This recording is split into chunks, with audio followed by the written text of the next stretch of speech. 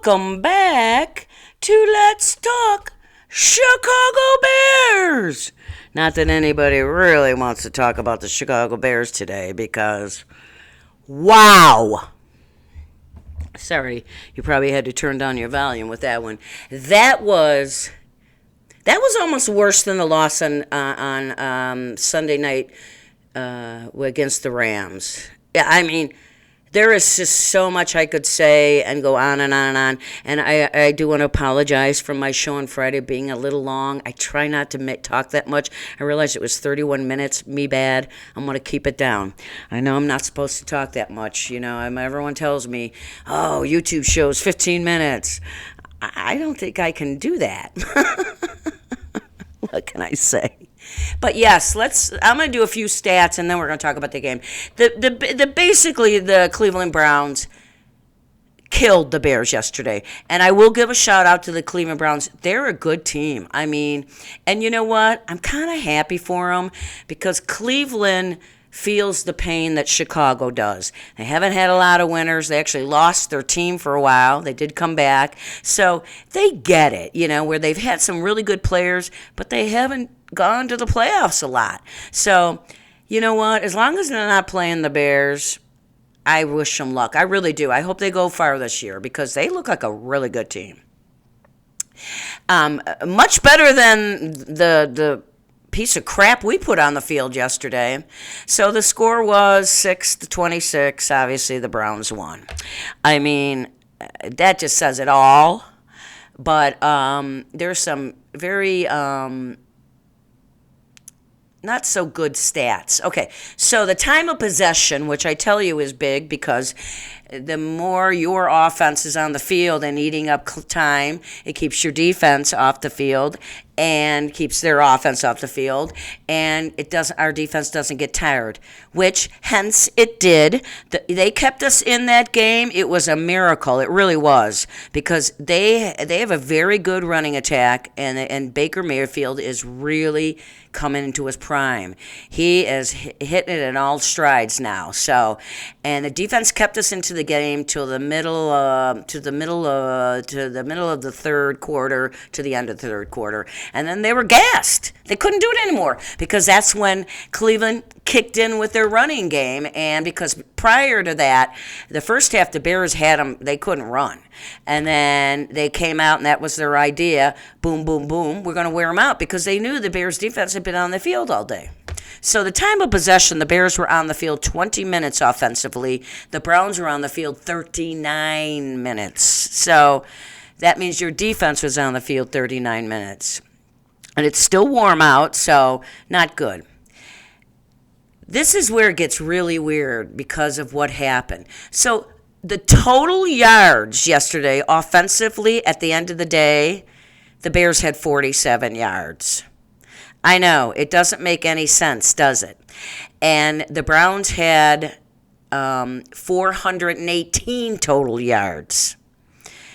Passing, the Bears, he was 6 of 20, and he had 68 yards. But in reality, he had net 1 yard of passing because of all the sacks.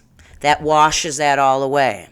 So that's why. So I said the Bears had total offensive yards, 47 yards. 1 yard of it was passing, and 46 yards was rushing.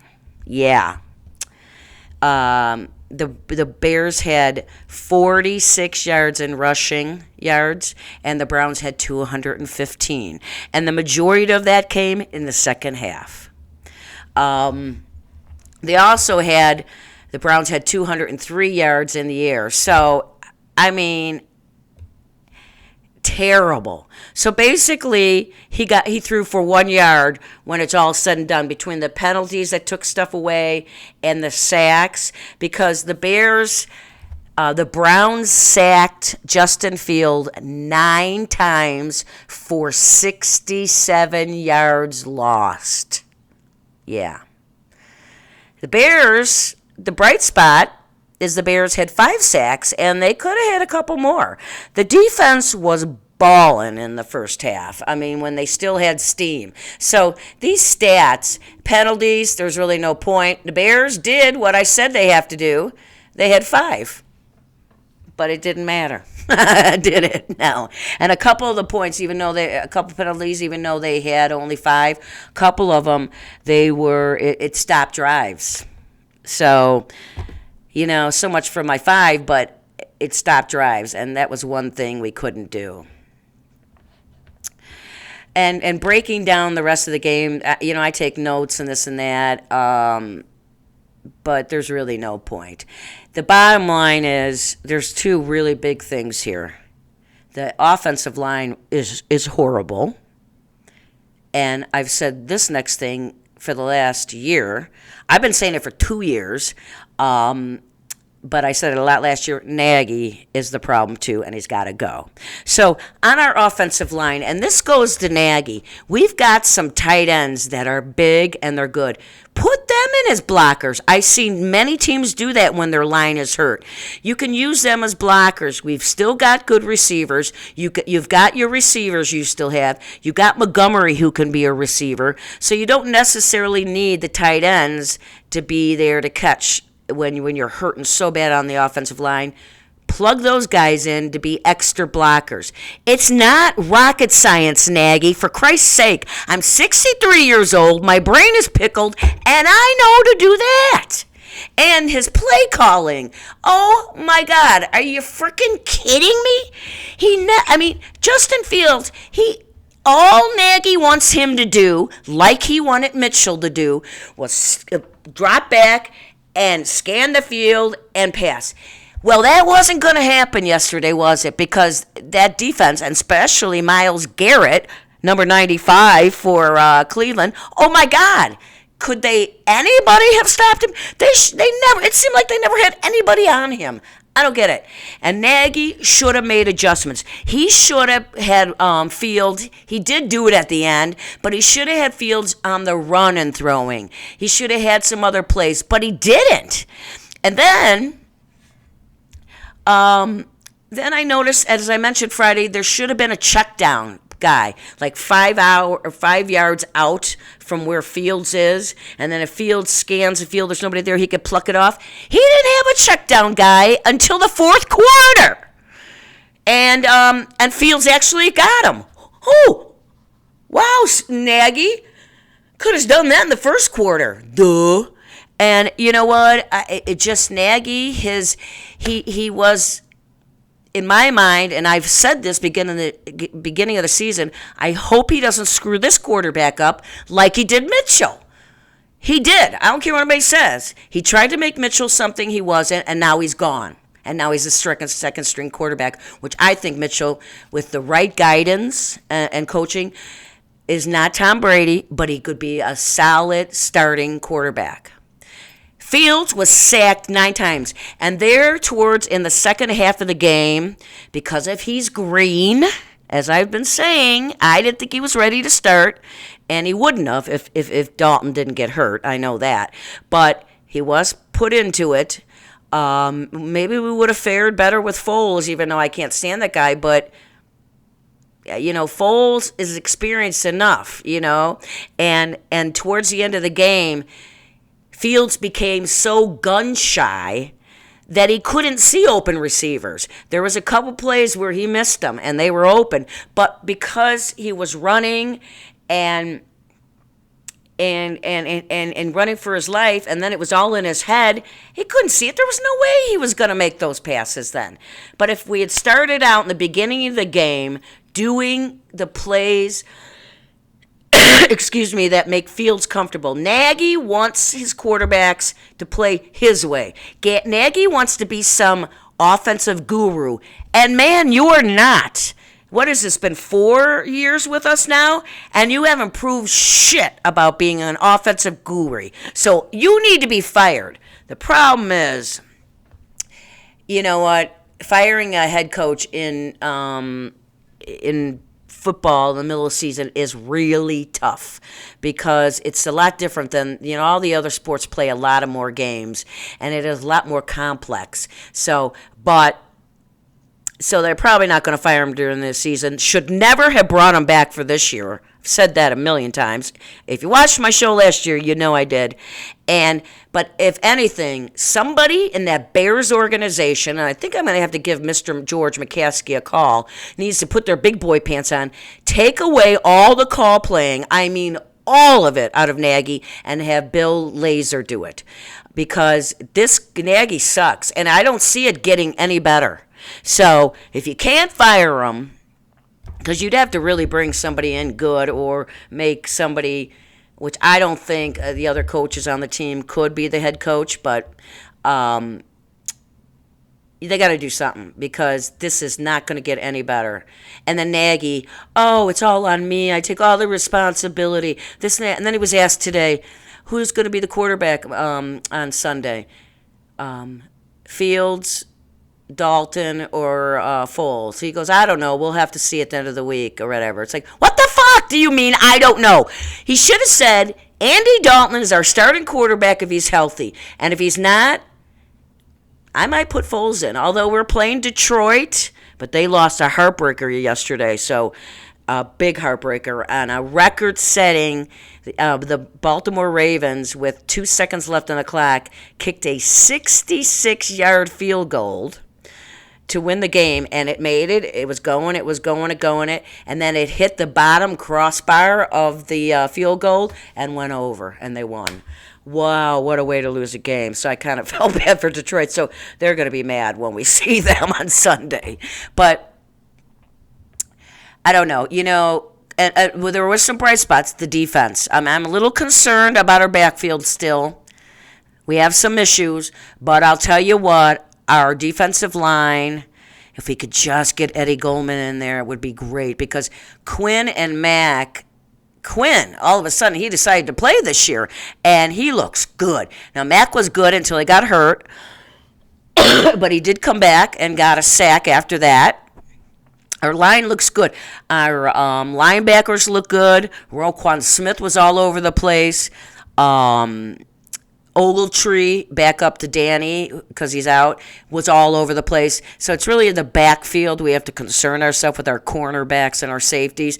But I'm happy. I do not blame the defense for any of this, even though a lot of people say, oh, well, they let them score. Well, they really let the score go up in the second half. Mid-third quarter to the fourth quarter, the Bears were so gassed, they couldn't do anything. And this is what, I don't know. And, we really don't know what kind of team we have because I was thinking of this before the game started yesterday. Okay, the first game, blowout, forget it. Second game, they played a really decent game. So I'm like, okay, what are we going to see? We really don't know the identity of this team yet. And then yesterday, horrible.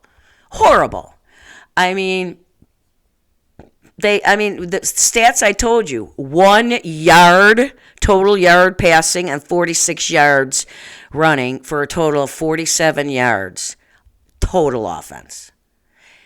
My son, when he played Little League football, they had more yards than that. For Christ's sake, me and my 63-year-old girlfriends can go out and play football and probably create more yards than that. I mean, my God. So, I don't know.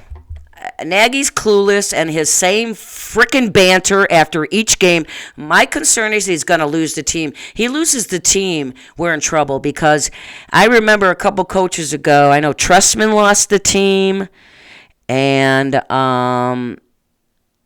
Fox lost the team. When you lose a team, forget it. You're not getting it back. The year's done. So I really hope the year's not done. I know we have, 14 more games to go. So anything can happen. Hey, we have the same record as the Kansas City Chiefs. We're 1-2, and so are they. That's the only shining light. Excuse me. I got a cold a few weeks ago, and I was in Tennessee, and my cough is still not really gone away. But it's not COVID. People, calm down. So I'm not gonna. There's really not much more to say than the Bears' offense completely sucked. The offensive line, awful. Nagy, he should have been running the ball. That was the thing. He comes out, first play, Montgomery gets 12 yards. And then they started to run a little bit, and then he gets away from the running game to boot. I mean, my cat could call a better game. I mean it, seriously. Oh, well, what are you going to do, right?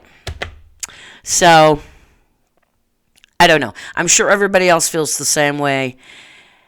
Let's hope that Andy Dalton gets better and he can get out there, because I can only imagine what Justin Fields was feeling today. And I hope somebody is in his head and telling him it was not him, this and that, because it worries me. You don't want a quarterback to become gun shy.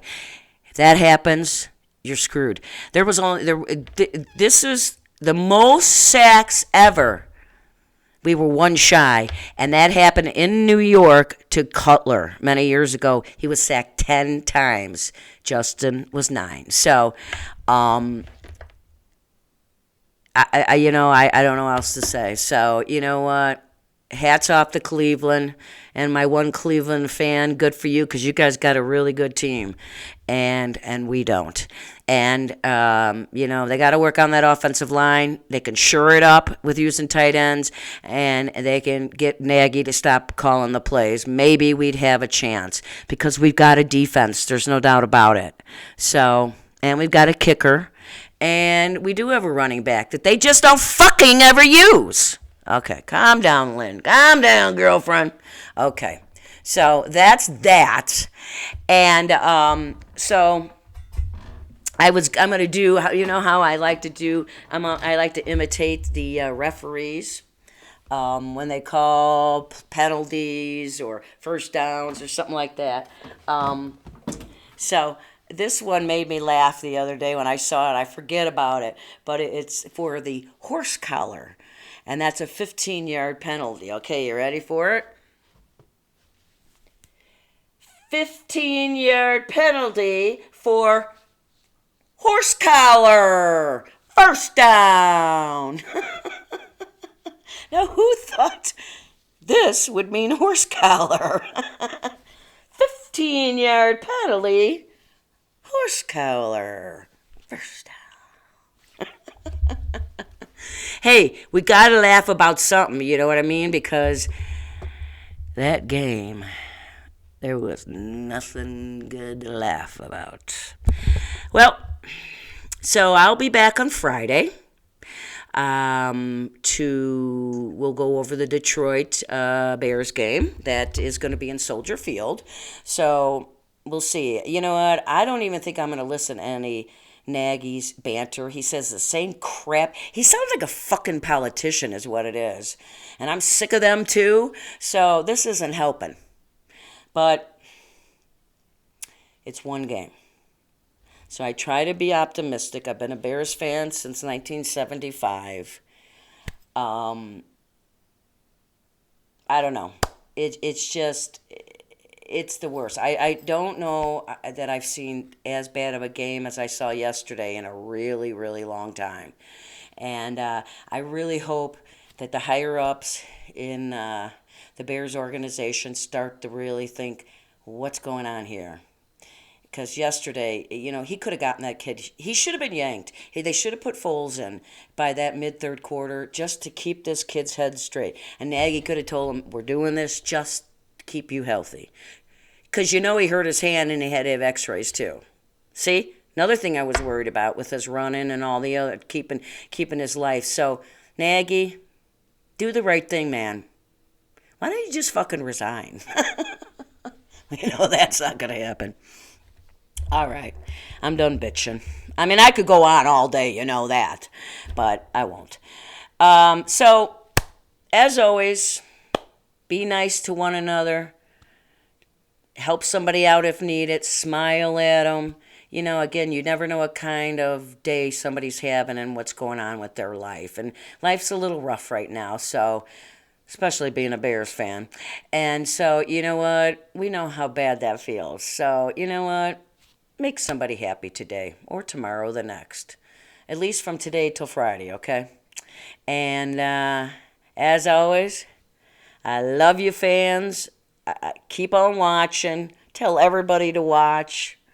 And as always, keep on rocking and rolling from Vegas, baby. Bye bye.